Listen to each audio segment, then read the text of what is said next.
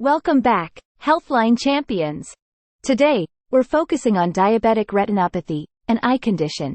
Did you know diabetes can affect your vision? It's crucial to understand the risks. High blood sugar levels damage blood vessels in the retina. This can lead to vision problems or even blindness.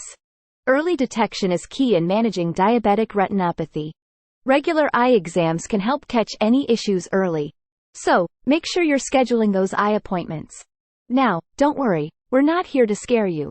We're here to educate and empower you. And hey, don't forget to grab a snack. This might take a while. So, what are the symptoms of diabetic retinopathy?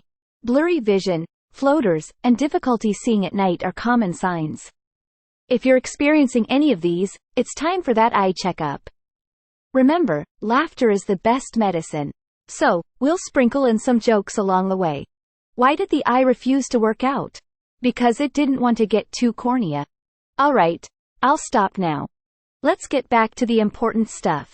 Did you know that managing your blood sugar levels can help prevent diabetic retinopathy?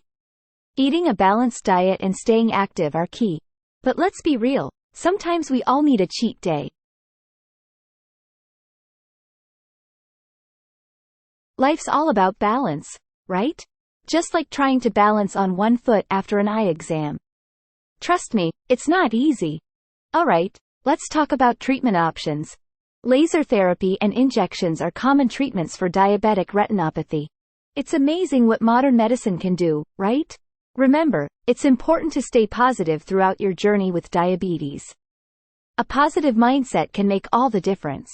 Plus, it's a great excuse to watch funny cat videos on the internet.